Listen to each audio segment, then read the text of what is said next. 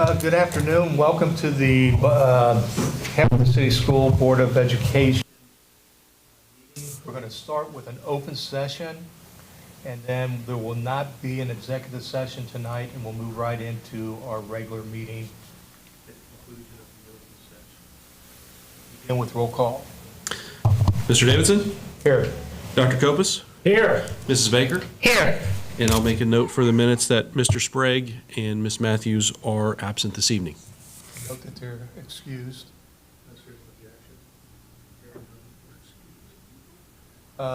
City Council, I don't see Joel or Michael Ryan. We'll move on to Jesse with a spotlight.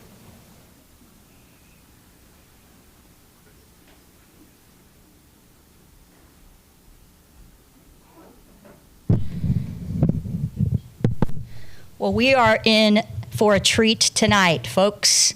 We got a hero in the house. And he's sitting right over here. It's my main man, Oliver Ware. And I'd like to show you a quick video that explains why we are recognizing him and a couple teachers tonight here at the board meeting.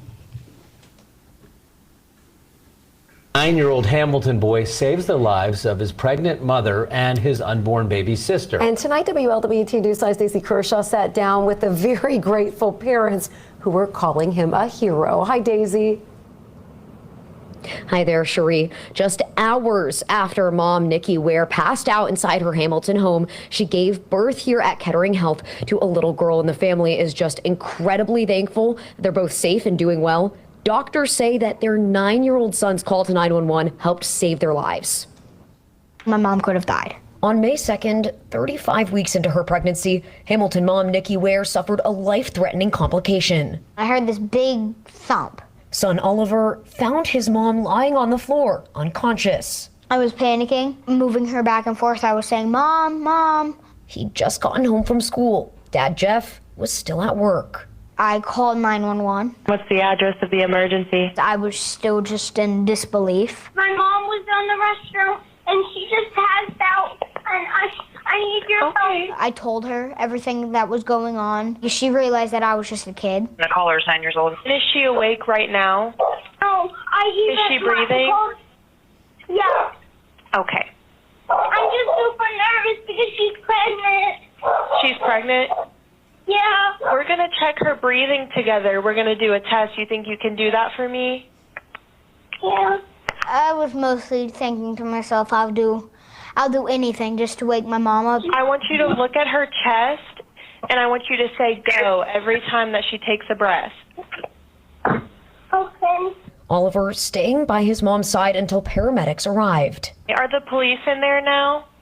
Yeah. Everything will be okay. You did a great job calling. The fact that he was able to pick up the phone, know what to do, who to get a hold, it was key. Doctors say high blood pressure caused Nikki to suffer multiple seizures, which could have cut oxygen flow to baby Riley. He had to save Mama and his sister, and that's what he did. To me, that's the definition of a hero. This big brother protecting his baby sister from day one. I've always wanted a sibling, and I was like, it's finally time. Good to know I got this guy here to look out. He's got all our backs. Oliver says he actually learned how to call 911 and what to do during an emergency like this during a lesson at school. He's actually going to be going into 4th grade in the fall at Fairwood Elementary, and his parents are just so incredibly proud of him. Reporting live tonight in Hamilton, Daisy Kershaw, WLWT News 5. Oh my goodness, he is so mature. Pretty cool story. Oliver, you are very, very, very brave. I'd like to thank the teachers, Mrs. Destiny Kirby Harvey. Oh, I got a friend in the house. Sorry. Come here, just stand up there. Be a good girl. And Michelle Palazza. These are the teachers' co-taught classroom that Oliver learned that in, and he was also reinforced at home with parents of what to do in case of emergency. And Oliver, being 9 years old at that time and knowing what to do and giving him all that information, you're definitely my hero, dude, for sure. So come on up. I'm going to give you something. Starting a new tradition here, bud. That was definitely the Hamilton way. So you can rock this with pride, knowing that you are our hero, okay? I'm proud of you.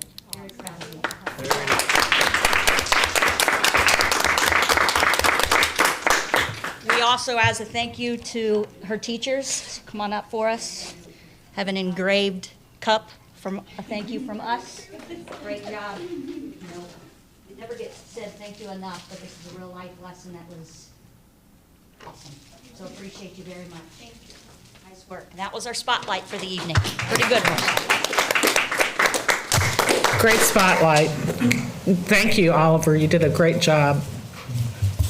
We're all proud of you for what you did. You're a very brave young man, and you know, your sister and your mother will always be so proud of you for that.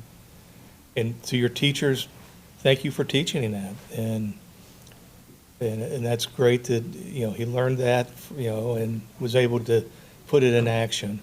But I was really impressed how you kept your cool all the way through. Most 9-year-olds would have panicked or shut down, and you didn't. You stayed right there with it. You are a hero.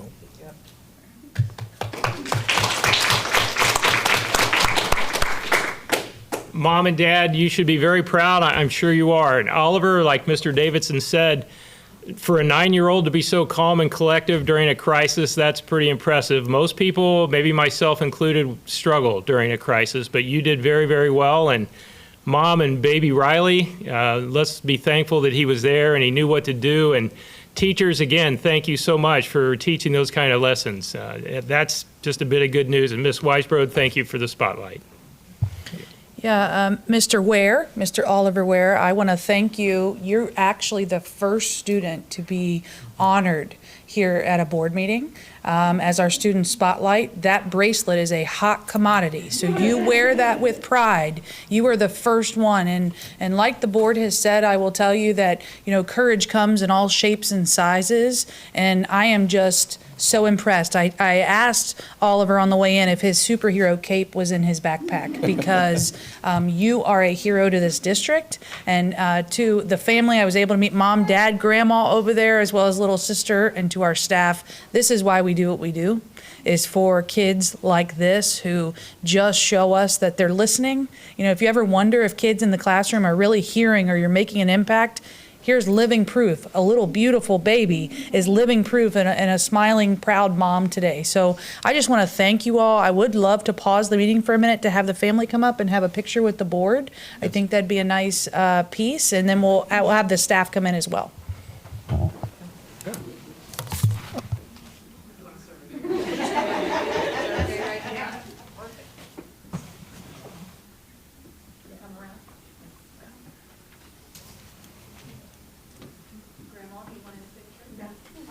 Are you just the babysitter? No, I'm just, yes. Come over here, come over here. Yep, everybody together. Yeah. Oliver, you get to be front and center, okay? All right. They'll probably want to shake your hand there. I'm very proud of you. Congratulations. Did I see Very those thankful. ears on her? Yep. Congratulations. All right. Oliver, you have to go right here in the middle, man. You are the main man, right there. Okay. Maybe we'll put, Destiny, you come right over here? Yep. Okay. Ready? 1, 2, 3. Thank you. Thank you. I gotta shake your hand. Is there ice cream there? Okay, yeah. We'll have to arrange that, okay? Thank you. Thanks so much for doing that. Thank you guys for having me. Oh, yeah. So much. Thank you. So glad you're okay. Thank you. We'll see you in a few years, okay? 5 years. Okay. 5 years. Smile. 5 years. You guys have a great night. You too. Thank you. Andrea's recruiting. Yeah. Got her signed up for kindergarten. There you go. Recruiting. Yeah, class of probably 25th.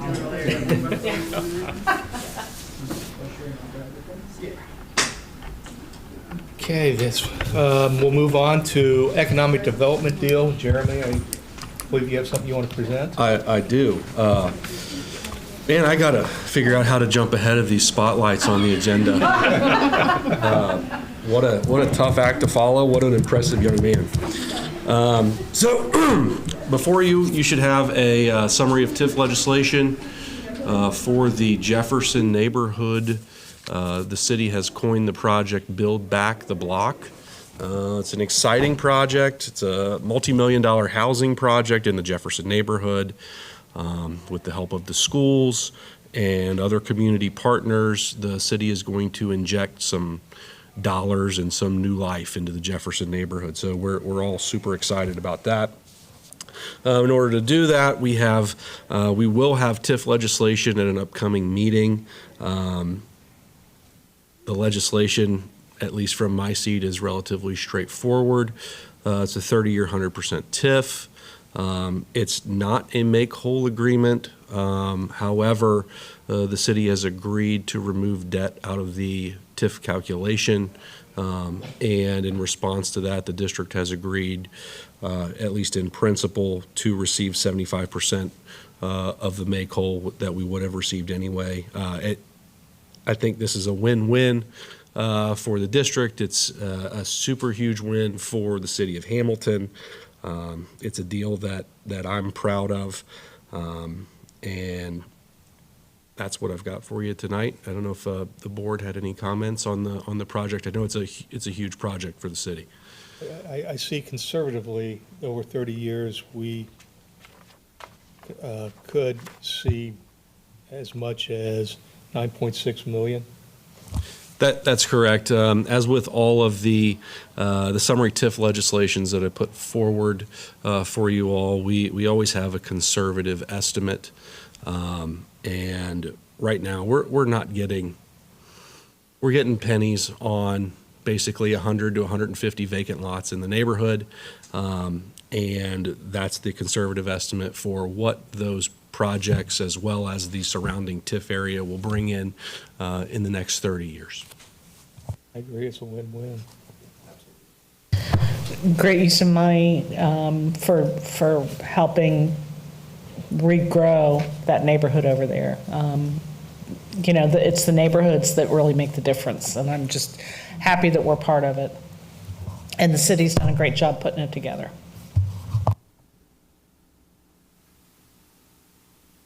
All right, anything further on this? Jeremy, this will be before us at the next meeting? I don't think it will be ready for the next meeting. With any deal, there's a lot of back and forth between the attorneys from the city and the attorneys from the school district, and we want to make sure that the deal that's constructed is what we've spoke about. So there's generally a lot of back and forth. I don't think it will be too terribly long because the city and all the community partners involved want to see this project go quickly. So we'll be pushing the attorneys to get us something here shortly. Which reminds me, there's a groundbreaking next Thursday at 2 o'clock. 2 o'clock, I believe. Yes. All right, that concludes our work session meeting, and we'll move now into our open business meeting. Let's all rise for the pledge. I pledge allegiance to the flag of the United States of America and to the republic for which it stands, one nation, under God, indivisible, with liberty and justice for all. First on the agenda, approval of our agenda. I'll make that motion. I will second. All in favor? Aye. Aye. Oh, No. roll call. You don't have to roll call on that. We typically do. But we do? Okay. Yeah, I'll call her, Mr. Davidson. Okay. Mrs. Baker? Here. Mr. Davidson? Yes. Dr. Kopis? Yes. Okay. Robert's rules say you don't, but we'll stick with tradition. Approval of the minutes from the previous meeting.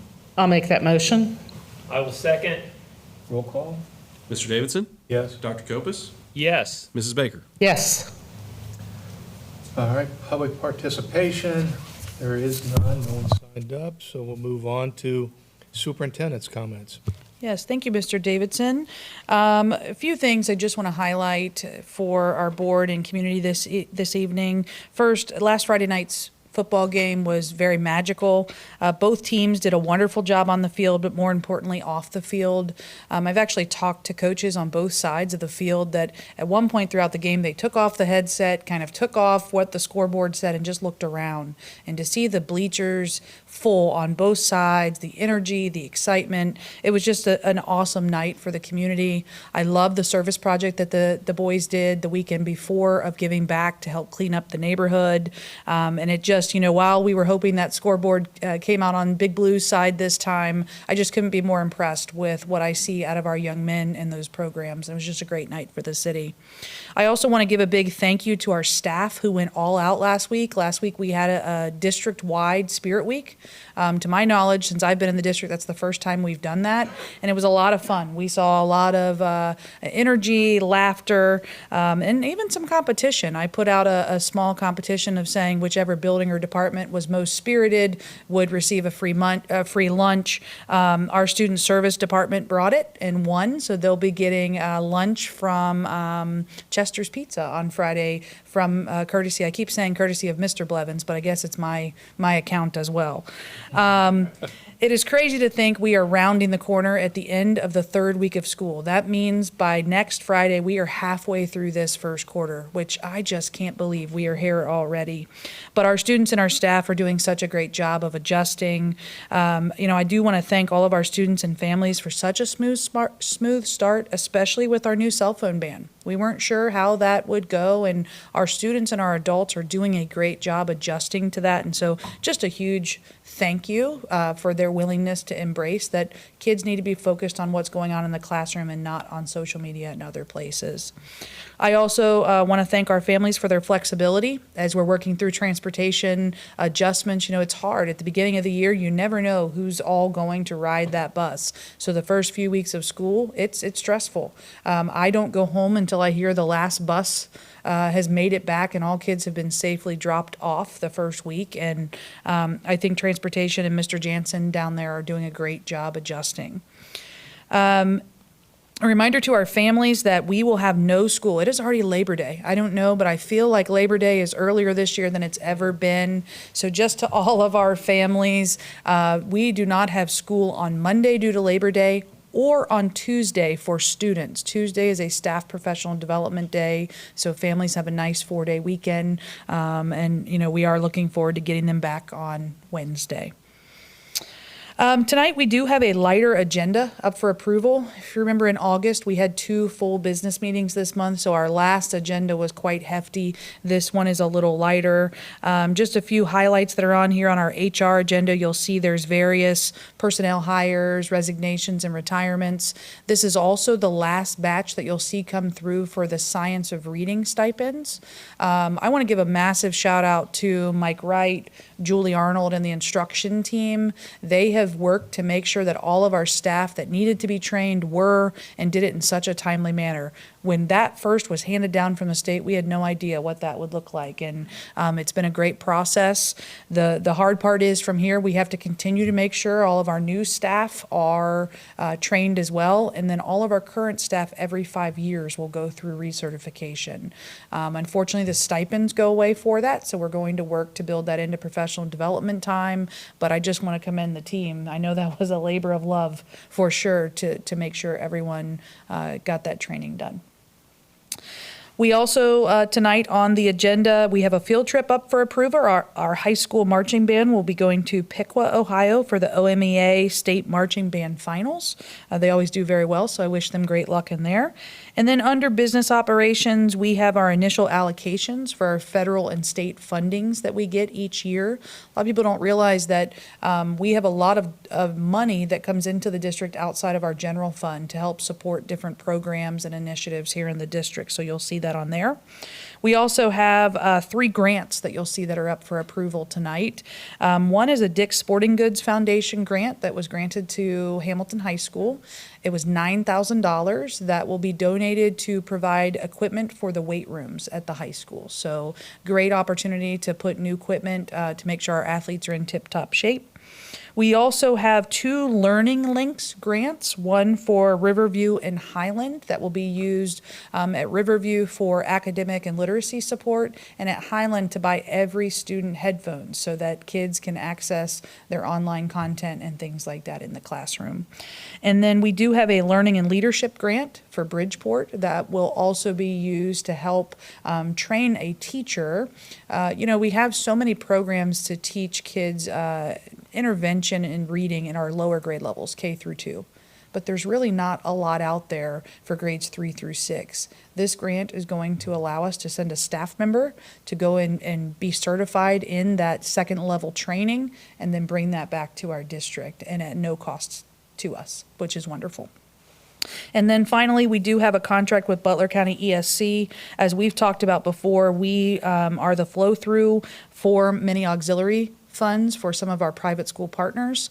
And on this agenda, you will see that St. Pete's would like to allocate those funds to hire a reading specialist for St. Pete's. And those are my items this evening. Thank you.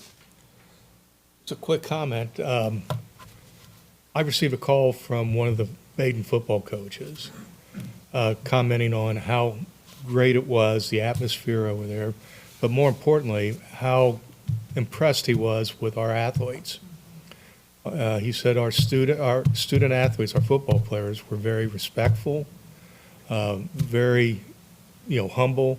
He said, during the whole week, it was a joy to get to know some of these students, and he said even after the game, it was a disappointing night for our players, but they were very respectful and nice, and he wanted to make sure that the district knew that.